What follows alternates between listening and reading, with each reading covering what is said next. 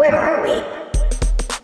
This is Mark McNease in New York City with my co-host Rick Rose in Shreveport, Louisiana, and you're listening to Age to Perfection, where age is embraced and life is celebrated.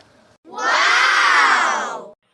Welcome to another Age to Perfection podcast, everyone. This is Mark, and I'm in New York City today. I've got Rick Rose, my co-host, in Shreveport. I believe, Rick, you've been all over the place lately, but I believe you're back in Shreveport. I am back home, back from Wisconsin. You got it, Mark. Excellent. And our guest today is a filmmaker named Katherine Brooks from New Orleans, and not necessarily from New Orleans, but currently in New Orleans. So, Katherine, welcome to the podcast. Well, thank you for having me. By the way, I just said you about being where you're from. You grew up in a small bayou town. Where was that? I grew up on the North Shore of New Orleans in Covington, Louisiana. And but I lived in Los Angeles for 20 years, and I've just recently moved back and started doing films and production here in New Orleans. That's awesome. All three of us at one point probably lived in LA at around the same time. Now, I understand that you just got up and left Covington at 16 years old, lived out of your car, and just decided you want to do the Hollywood thing, huh? Yeah, I did. I always, I grew up knowing that I wanted to make movies, and I really didn't fit in very well in a small southern town. And so right when I could drive, I left. And, I got to LA and I had no money and, lived in my car. And, it was a slow process. I didn't start really shooting anything for a year. But I got a camera from a pawn shop and I started documenting street life. And that kind of evolved, and it got into the hands of someone and a producer, and that kind of it just my career went from there, and it's luckily not stopped. So I'm very, very fortunate. It was hard, but I kept at it. Well, before we get to the project you have now, Confidential, can you just talk a little bit about your career? You said that you got your footage into the hands of a producer, and what sort of arc was after that? Well, I did the first thing I ever did that people saw was a short film, and it went to festivals, and from there I got a manager from that short film. That short film got into the hands of an executive at MTV. And then I was given a chance to work on a new MTV pilot called The Osbournes. And that was my first big gig, was directing on The Osbournes. And that put me in reality television directing for about 10 years. And I did shows like The Real World, The Simple Life, all the reality shows back then, the Newlyweds. But during that time, and I loved documentaries, and during that time, reality television was still real. We weren't manipulating it and scripting it like it is now. Mm-hmm. So I enjoyed it. But then when it got scripted, I didn't enjoy it. And I went back to film. And that's where, I just knew my passion was. And so I stuck there. And I did a movie in 2006 called Loving Annabelle. And then I did a movie with Elizabeth Shue called Waking Madison a couple years after that. And, so it's, I'm just focusing, on film, my passion. That's awesome. And I know Annabelle still remains to be one of the most popular or well-received films in the LGBT genre, if you will. The movie that I'm most excited about is how I know your work is Face to Face. If you can talk to our listeners a little bit about it, this is where you literally traveled across the country, met 50 people from Facebook. That's pretty much what it was, right? Yeah, I did. I wanted to do a documentary, and in between doing, my narrative features, and I went through a phase about 3 years ago where I was just using social media so much that I stopped feeling like I was connecting to people on an organic level. I was just tweeting and I was texting and everything was so social media and technology based for communication. And I had 5,000 friends on my personal Facebook page. and I thought to myself, how can I have 5,000 friends and still feel lonely? Like, that doesn't make any sense. You would think if you had 5,000 friends, you would be very fulfilled and very, right. And that's how it started. I posted on my page. I said, so I had this idea, and in the moment of having the idea, I posted on my Facebook, I said, the first 50 people who say, yes, I'm coming to your town, and I'm going to spend the day with you face to face, and we're going to see if we're really friends. And that day, I launched on Kickstarter. I raised, over $100,000. I left to shoot the movie, I guess about 4 months after that, and I traveled 23,000 miles. I met all of these amazing people with their amazing stories, and made it into a documentary, and it was released in 2013, and I had my dream come true with it. My Awesome. Dream was always, when I was a kid, that I wanted to have a movie screened at Grauman's Chinese Theater, because when I first arrived in LA when I was 16, there was a red carpet event there, and I was so mesmerized. I was like, oh my God, I want to have a movie there so bad. I love it. And so Face to Face got to open there. So it was very, it was amazing. I'm very thankful for that movie. It really changed my life. I used to, I lived in LA years ago, and I would take the bus to work before I had a car, and the bus always went by, for a while it was Mann's Chinese, and it went back to Grauman's, and I remember seeing red carpet, Purple Rain. I remember seeing the premiere of Purple. I didn't go, but it was happening, and they had the red carpet and all of that stuff. Are you a one-person crew, by the way, when you went around meeting these people? Was it just you? I had one other person with me that was shooting and also did audio, and then sometimes I had a producer with me. But I wanted to keep it very intimate, and that's why I made sure that I could get the quality that I needed and still have just one cinematographer shoot it and do the audio as well. That's fantastic. That's like reality at its best, not even this forced reality TV. Yeah, I love that. Now, you've got a new Kickstarter project going. Let's talk about Confidential and why this movie is important to you to make. There are two reasons why it's important. Two reasons that I'm very passionate about right now. When I made Loving Annabelle, it was the experience of making that reminded me of how I made movies when I was younger, where it was all about the art and the story. And I think for a while, I kind of got wrapped up in the machine of making movies. And I don't know if that makes sense. When I say machine, I mean like, I need this certain actor to be in it so that I can have star quality so more people can see it. Or I need this amount of money so I can have this big cinematographer do it. So do you know what I'm saying? Like, the Hollywood part thing, of it. Definitely. Yes. So I kind of got lost in that for a while, and I needed to go back to that root of making a narrative, not a documentary, a narrative with actors. where it wasn't about names or money or anything like that.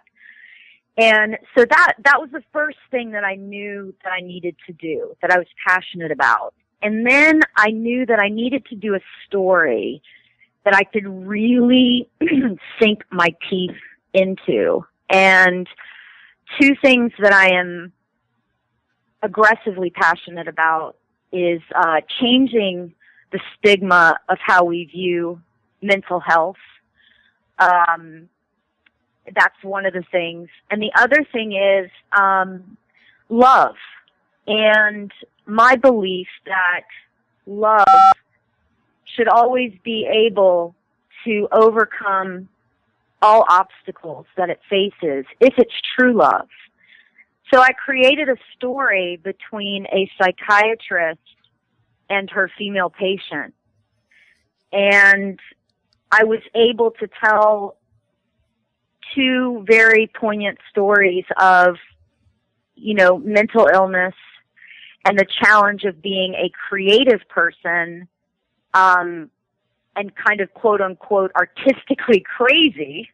And also, when you fall in love with someone, kind of like Annabelle, a teacher and a student, that's a very taboo relationship. You're not supposed to do that. You're not supposed to, a teacher and a student aren't supposed to love each other. That is out of the question. So I'm just taking it a level higher. I'm saying a psychiatrist and a patient. So, the story is about, can these two people overcome these major rules and restrictions in order to have their love manifest? So that's what it's about in a nutshell. Well, it sounds really fascinating. You've got a February shoot date in there, shooting dates in February, and it's also I'm just curious. One of my final questions about Kickstarter, and it seems to have worked for you. I'm just curious because I've never put anything on Kickstarter or Indiegogo or any of that. Has it been? Were you surprised with the first time? Does it work really well for you? Do you have any thoughts about Kickstarter? I think it's wonderful. I think that, it's one of the hardest things about making a movie is raising the money to make it. And, even in this day and age, it's hard to get LGBT stories on the screen.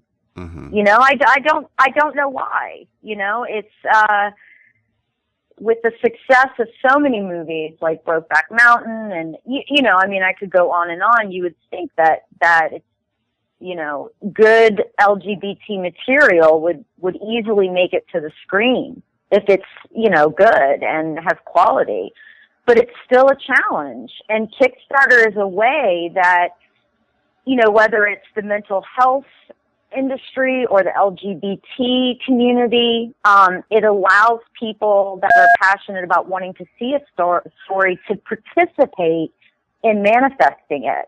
Mm-hmm. And you also give back. Like if someone, say, pledges for this current Kickstarter $10,000, they get a producer credit on the movie. They get to be a part of making the movie. They get to come on set. They get to see the rough cut before anyone else. They get to come to screenings. So it's a great opportunity if someone wanted to, say, break into the industry. Mm-hmm. So you're able to give back. Even if people just donate $25, they get the first digital download of the movie. They get a copy of the script signed. There's all these rewards. So it's an exchange of artistic energy, and I like that. I like that a lot. Well, I'm glad you tapped on the LGBT part. Our audience obviously is LGBT. And as we were talking, 10, 15 minutes in the interview, Mark and I often talk about this, Katherine. I'm sure from your experience being, 16 and going to LA, to your experience today, being closer to Covington, just one bridge away down in New Orleans.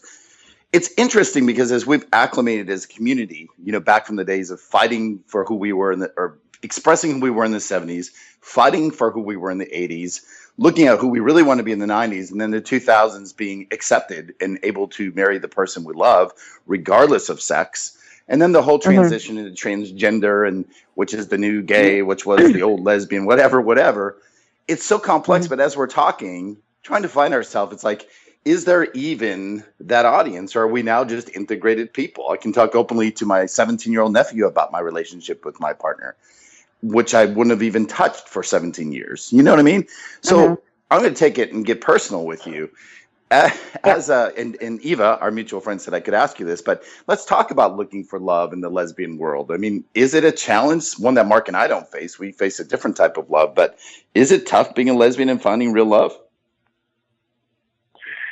I honestly have to answer that by saying I think it's tough to find real love nowadays, period. Yeah. You know, I have a real challenge with that. And, you know, it's part of the reason that I wrote this. You know, I think that it's difficult too, because like you were saying, you know, about defining ourselves and pushing to be accepted. And I don't know about you, but it just seems so, I don't know. It just seems like in this day and age, we need to start kind of stripping away these stereotype things that we kind of label ourselves as. And that's what I'm trying to do as a filmmaker. And I'll just give you an example. I want to make movies where it's not about being gay, but it's just a story where the characters happen to be in love. And what I mean by that is I get very, not bored, but I've seen enough gay movies where it's about the conflict of coming out or the conflict of struggling with sexuality. I want to see more movies where we are just on the screen as characters struggling with issues that everybody struggles with. Do you know what I mean? So it's not, you know, and that's why I really hope to make movies like that and try and expand I don't know. I just want to find love and be in love and not have it be so difficult and so based on sexuality and such a struggle, because I tend to find that with people that I'm attracted to, you know, and I don't know why, you know, it's. Yeah, I like that. I think it's for you, from, you know, the 20 minutes I've gotten to know you. Of course, I've had some familiarity with you, both Mark and I, through seeing your reels or seeing your work, and then of course my discussions with Eva. But it sounds like it's a perfect time for you, Katherine, to do a blend of where your career is headed and where society is headed. You know, from your background in reality TV to this, it's always an exploration, and sometimes it's interesting. We make it so challenging when we could really just pare it all back and just really make life easier sometimes, I think. But Mark and I are grateful you joined us. I got to mention this though, Mark. It's big election day in Louisiana, of course, the Landry election, which is happening right in your own backyard there, Katherine. Big election. Any weigh-ins or any thoughts on where our country is headed? From both of I think from either of us? Either, yeah, both of you. It's a mess. You go first. It's a mess. I don't have a clue where it's headed. I really don't, because I could say where I think it's headed and then it goes in another direction. To me, it's I'm not disagreeing with you, Rick, but it's such a vague where the country's headed. Like, I have no clue. I did want to throw one thing out there really quick, because we're coming up on the 20-minute mark. Just to Katherine's comments about just having characters who are just characters. I think I fell in love with How to Get Away with Murder, Shonda Rhimes' show, Viola Davis. The gay guy on there, he's not Cam on Modern Family. He's not the gay character. He's just a guy. He's just a gay guy, and they have great sex on a mainstream show. And that's what came to my mind when you were talking about that, because I think it's a show like that, and it's somebody like Shonda Rhimes who can help get the public past those boxes. Yes. You just, that's it. I just want to get outside the box, you know, so that I'm not walking around.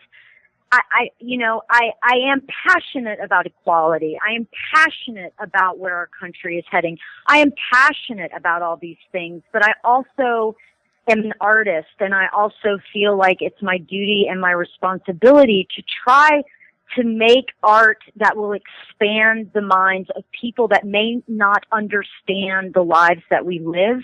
And sometimes you have to do that by like just stepping outside of the box and just being a character, just dealing with things that everybody deals with.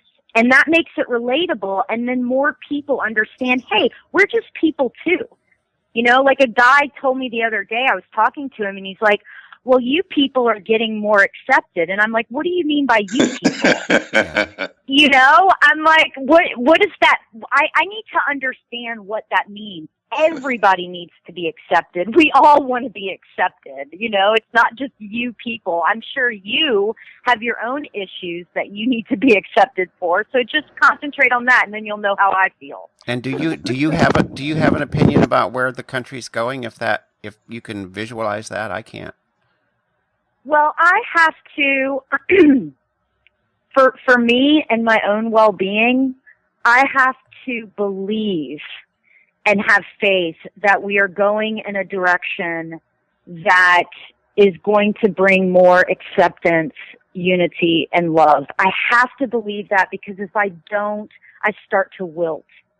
And so even if I'm just glossy-eyed, you know, I just have to keep fighting and believing that we're going in that direction. Because if I don't, I get sucked into that just very sad space of separation and inequality. And I can't do that. I have to believe we're gonna be okay, and we're gonna fight to make a difference, and we're doing it. And I don't know. I feel good about it. I think that we will continue to change things, and we are. You know, things are so much different than it was when I was growing up in that small town. You know, I didn't even. It's really different. It's really different, and because now we could have a whole nother conversation. But yeah, and I agree with you. I mean, you put it much better than I could, because I couldn't even, off the top of my head, I couldn't say. But I agree with you. I think that we're moving. You know, it's not always identifiable, but we're moving toward just a better world, at least in you know. Rick, one can hope and one can fight. Yes, Rick, that's right. And we could all just join hands virtually and sing Kumbaya. No, don't say that. Please. No, Mark, you know where I'm at. I'm just a little more out there, and I don't tend to go down the slope of depression. I tend to be an over enthusiastic person, and that goes the other route when I don't go down the slippery slope the other way. I go the other way, and I get pissed, and I want to punch, and I want to, do all those things that I shouldn't be doing. But it is a different world, and we're so grateful to have made this connection. And when I'm down in New Orleans, Mark, you're heading to New Orleans next year. Maybe we can all get together sometime when you and your husband come down. It's possible. Yes. It's news to me, but thank you for telling me that I was going there next year. Yeah, and Catherine, this will be posted at lgbtsr.org on Tuesday, and I'll send you that link. And it's been just a great pleasure. Good way to start the Saturday for me. Oh, that's amazing. It was good to talk to you guys. And I'll send you, when you post it, I'll send you the link to the Kickstarter, too, so people can check it out. Perfect. Oh, I've got that. For confidential, I have that. Oh, you do? Yeah. Oh, perfect. Okay, so awesome. Well, you rock. You guys rock. It was so awesome talking to you. I could go on for an hour about the subjects we were getting into. Oh, I could, too. There was these parents in Australia just recently did redid their birth announcement for their transgender son. And I thought, cool. That's amazing. Oh. Like who, that's the kind of parents that we need in the world, and we'll get there. But thank you again. We're going to sign off here, and I'll get this to you as soon as it's up. Thanks, Rick. You both have a great day. Thanks, you have everybody. A good day too. Have a great day. Bye. Bye.